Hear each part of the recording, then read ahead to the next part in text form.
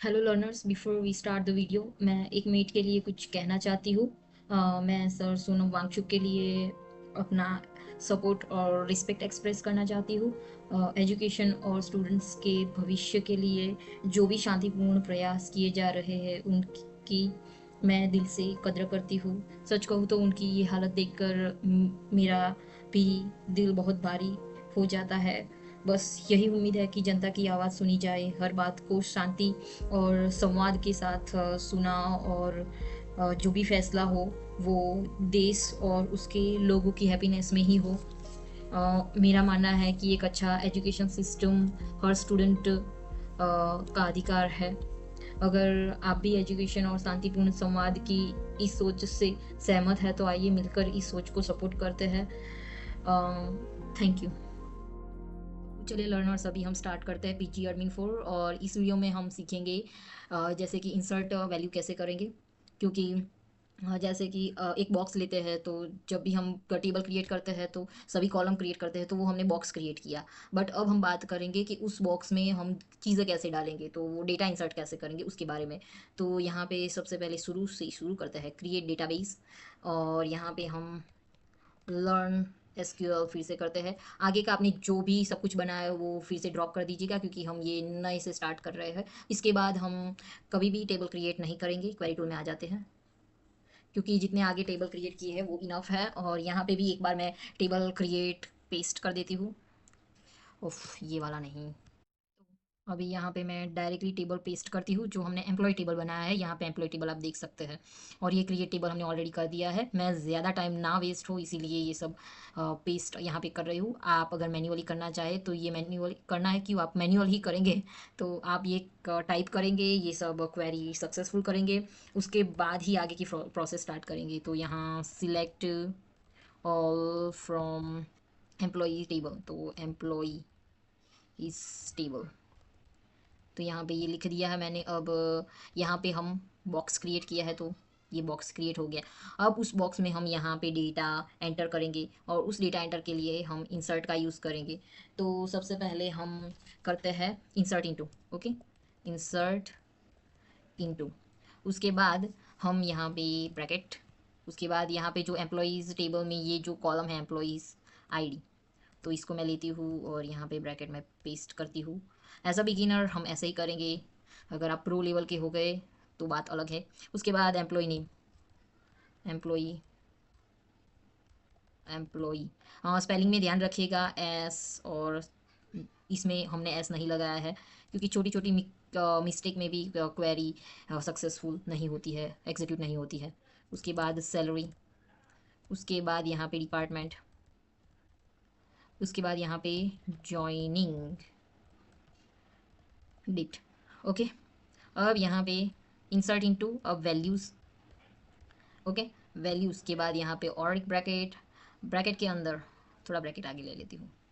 Okay, अब bracket के अंदर यहाँ पे एम्प्लॉय आईडी है तो यहाँ पे एम्प्लॉय आईडी हम क्या लेते हैं, तो 1 लेते हैं अभी। उसके बाद कॉमा, उसके बाद यहाँ पे एम्प्लॉय नेम, तो एम्प्लॉय नेम हम लेते हैं पहले सिंगल कोट करेंगे क्योंकि टेक्स्ट और डेटा जहाँ पे भी यूज़ हो वहाँ पे सिंगल कोट हम यूज़ करेंगे एसक्यूएल स्टैंडर्ड के हिसाब से।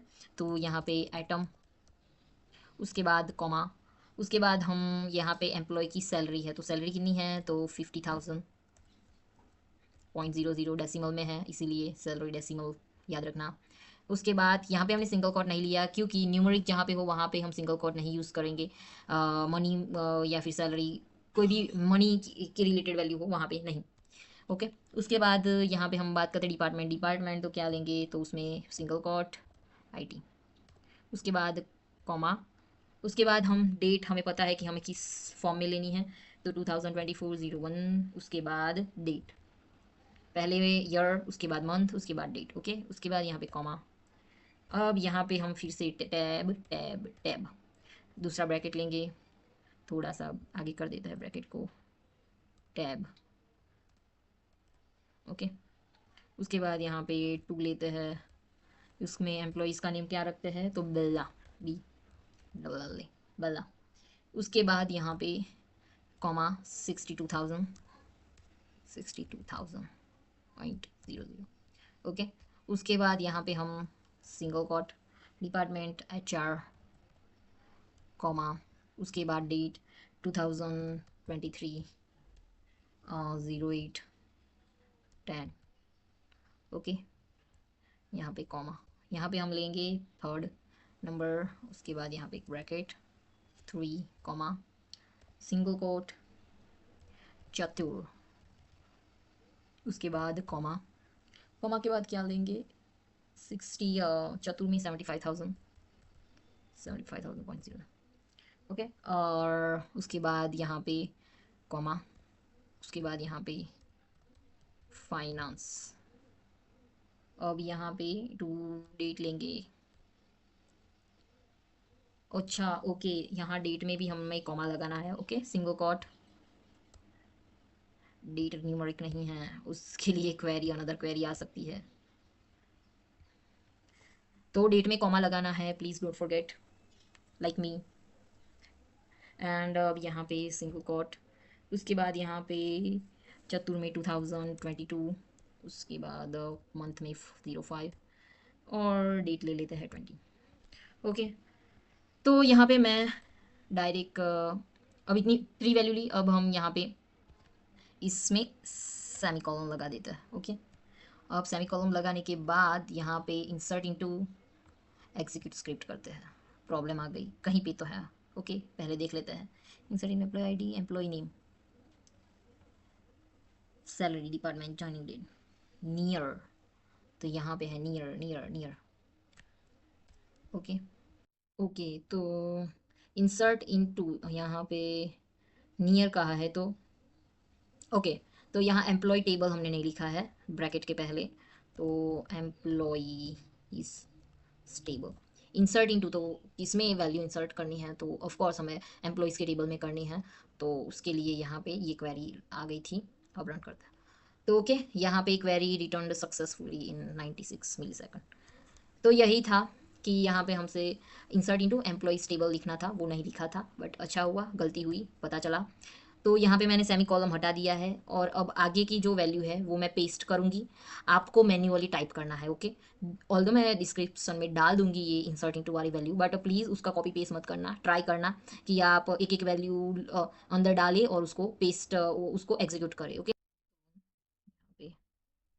Paste, okay. तो फोर्थ आया और फिफ्थ में ये लोचा, टैब टैब टैब आ गया। तो हमने टोटल 14 वैल्यू इंसर्ट की, अब हम यहाँ पे इसको एग्जीक्यूट कर लेते हैं। अब देखना कि सेमी कॉलम है वो लास्ट में है, वो हमने 3 वैल्यू एग्जीक्यूट की थी तब वो भी लास्ट में था, फिर हमने कॉमा लगा दिया 3 के बाद, नहीं है 3 के बाद, ये एग्जीक्यूट नहीं करेगा पर फिर भी दिखता है, प्रॉब्लम, देखा यहाँ पे कॉमा लगाना है, ओके।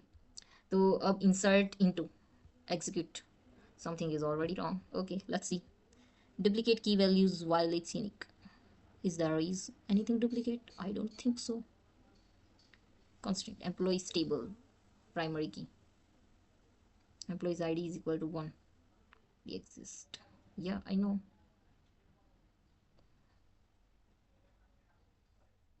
तो यहाँ पे 1 ही है, what's wrong now, let's see just,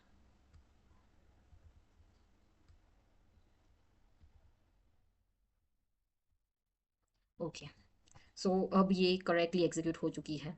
मतलब कभी कभी ऐसा होता है कि अगर हम लाइक स्टार्टिंग से अगर हम सभी क्वेरी को सही मैनर में एग्जीक्यूट कर दे, उसके बाद ये इंसर्ट इनटू वाला एग्जीक्यूट करे तो वो हो जाता है। मतलब कि यहाँ पे तो हम देख ही सकते हैं कि कोई डुप्लीकेट नहीं थी, बट यहाँ पे क्वेरी आ रही थी डुप्लीकेट की, वो अब सॉल्व हो गई है क्योंकि हमने स्टार्टिंग से सभी वैल्यू को अच्छे से एग्जीक्यूट कर दिया है। तो यही था कि अब हम कैसे वैल्यूज़ को इंसर्ट करते हैं। तो ये तो सबसे पहले हमने क्रिएट टेबल करके एक बॉक्स बनाया, अब हमने इंसर्ट वैल्यू करके उस बॉक्स में जो भी आइटम रखनी थी मतलब वो भरी, मतलब कि यहाँ पे हमने डेटा डाला। तो आप यहाँ पे देख सकते हैं कि हमारा ये टेबल आ चुका है, 14 एम्प्लॉय आईडी है, मतलब 14 रोज़ हमने जनरेट की है। तो अब आगे हम सीखेंगे इसको कैसे हम अप्लाई करेंगे, कैसे डेटा फाइंड आउट करेंगे। तो इस वीडियो में बस इंसर्ट के लिए इतना ही। अगर आपको अपनी तरफ से कोई और भी वैल्यूज़ को इंसर्ट करना तो कर सकते हैं, बट मेरा रिकमेंड रहेगा कि प्रैक्टिस के लिए करेंगे। उसके बाद के लिए अगर अपने लिए करना है तो अलग टेबल बनाएगा, क्योंकि आगे की वैल्यू में मैं नहीं चाहती कि इसमें भी कोई भी मतलब एग्जीक्यूशन में आपको कोई इश्यू आए और आप फर्स्ट्रेट हो जाए। तो या दैट्स फॉर दिस वीडियो। हम आगे की वीडियो में अब नया लर्न करेंगे, और यहीं पे ही इसी से ही लर्न करेंगे, इसी के बाद में ही लर्न करेंगे। तो ये बहुत इंपॉर्टेंट है। इसके बाद हम कोई टेबल नहीं क्रिएट करने वाले हैं, तो प्लीज़ ध्यान रखना, ये इंपॉर्टेंट है। और आई होप कि आपका ये जो 14 डेटा जो हमने एंटर किया है वो एग्जीक्यूट हो चुका हो और ऐसे टेबल आपका आ चुका हो। तो जब तक ये टेबल ना आए प्लीज़ ट्राई कीजिएगा कि आप क्वेरी सॉल्व करिए और ये टेबल आए, उसके बाद हम अच्छे से आगे की क्वेरीज़ को एग्जीक्यूट करेंगे और डेटा फाइंड आउट करेंगे।